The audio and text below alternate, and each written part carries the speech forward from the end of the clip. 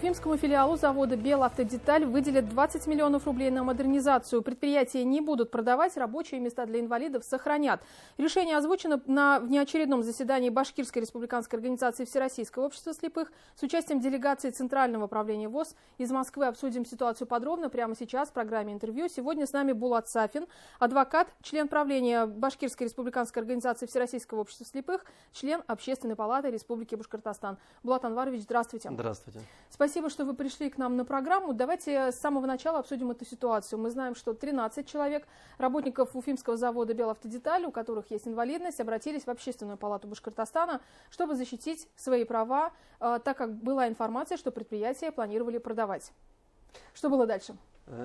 Это очень хороший повод поставить точку в этом вопросе, потому что очень много средств массовой информации давали разную информацию, а история была такая. В апреле-мае этого года перед нами был поставлен вопрос, перед правлением Башкирской республиканской организации ВОС был поставлен вопрос о целесообразности или нецелесообразности продажи зданий, а их много, земельного участка, это в городе Уфа, на улице Достоевского, 135. Центр города. Это центр города, да.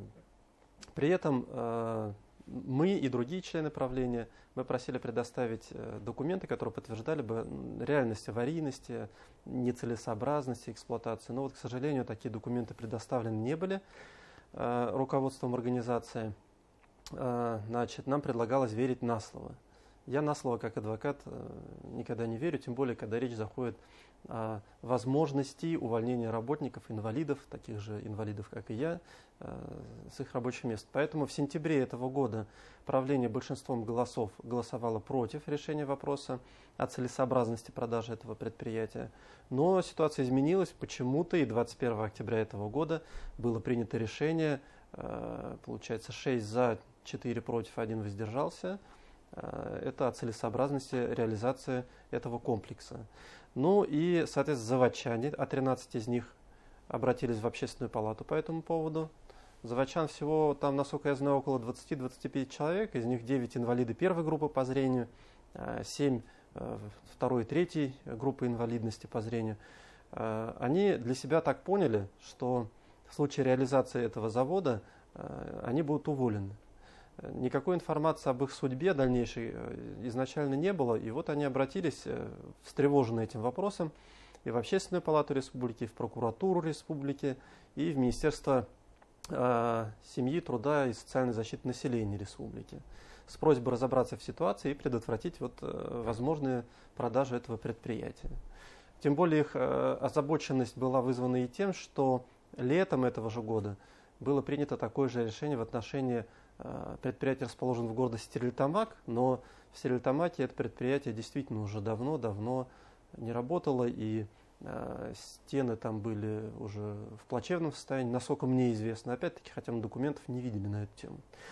Вот они обратились, и, соответственно, я как член Общественной палаты и как член правления, который голосовал против принятия этого решения, мы предприняли соответствующие меры, стали изучать, действительно ли это вопрос такой требующий защиты прав инвалидов. И действительно обратились мы от Общественной палаты в Общественную палату Российской Федерации. Мы перенаправили обращение заводчан в прокуратуру с просьбой не формально так юридически разобраться, а действительно вникнуть в проблему и понять, а действительно завод, он возможен в дальнейшем к эксплуатации пригоден или не пригоден.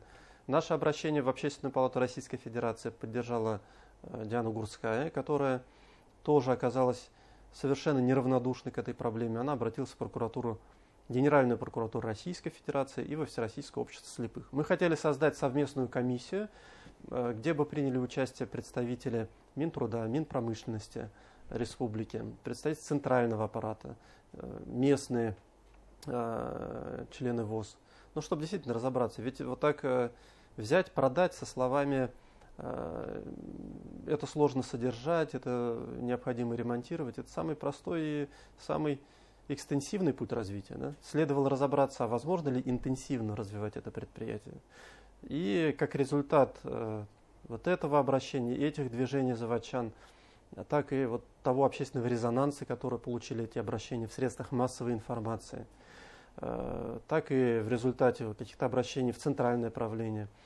В начале прошлой недели из центрального аппарата, центральное правление Всероссийского общества слепых приехала комиссия с вице-президентом Всероссийского общества слепых и стали разбираться. Проехали члены комиссии, будучи сами тоже в большинстве своем незрячими, но мы все мобильны, проехали и в Белебей, и в Белорец, где другие предприятия нашего общества расположены. Посмотрели документацию экономическую, провели полный анализ всех дел, которые на этих предприятиях существуют. И выяснилось, что действительно возможно сохранить это предприятие.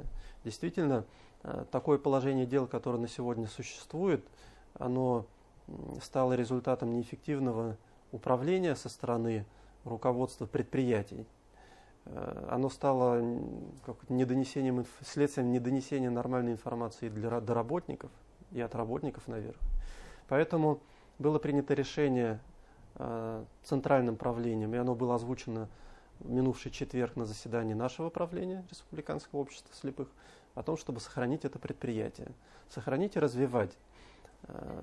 По результатам этой проверки председатель Башкирской республиканской общественной организации инвалидов Юрий Николаевич Акшенцев написал заявление с просьбой расторгнуть с ним трудовой контракт с сегодняшнего дня. Представители Центрального правления по уставу, к их компетенции относятся эти полномочия, они предложили возложить временно до конференции, которая будет решать вопрос, кто будет председателем республиканской правления, обязанности на Галину Ивановну Бычкову. Но это, знаете, это такие моменты, которые, наверное, наши внутренние, и мы будем их сами рассматривать, члены будут голосовать, нашего общества будут принимать решения, кто будет в дальнейшем председателем. Но так или иначе, вот на сегодня самый главный момент, первый, наверное, это то, что предприятие есть и будет там находиться. Никакому застройщику под жилой дом или что-то иное оно продано не будет. Его можно развивать, его можно ремонтировать, его можно частично сдавать в аренду. Оставшаяся часть помещений может быть использована для трудоустройства инвалидов, развития этих моментов. В настоящее время необходимо, и мы над этим работаем, создать план, потому что это все-таки не дело сиюминутное, это на коленке не решишь.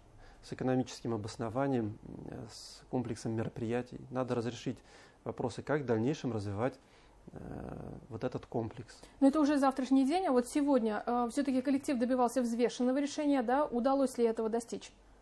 Этого удалось достичь.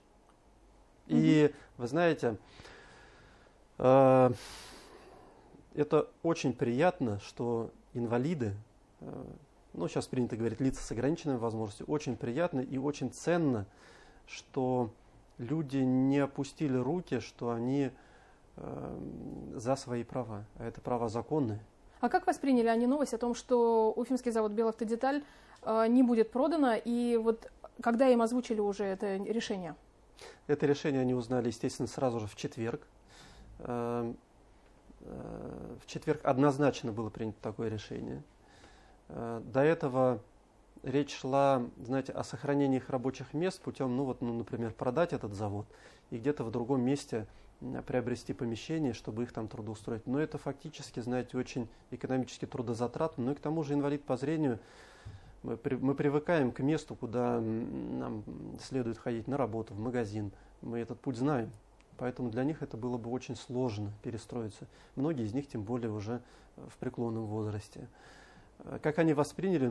А как бы вы восприняли, если бы вам сказали сегодня: извини, тот образ жизни, к которому ты привык всю жизнь, мы его ломаем, извините, таковы экономические реалии, что-нибудь придумаем. А на следующий день сказали: все будет хорошо, не сказать, что по-старому, но даже еще и лучше, все сохраняется и будем развивать.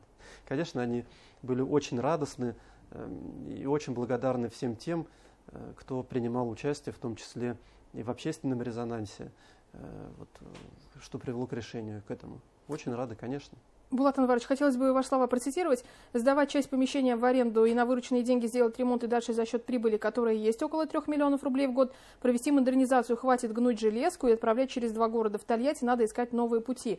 Вот это ваши слова коллегам вы рассказали, да? А какие новые пути могут быть? Ну, я понимаю, вы уже сказали, что план модернизации будет разработан при поддержке республики в 20 миллионов рублей, да, который уже оказано. Но что еще, о чем еще можно говорить?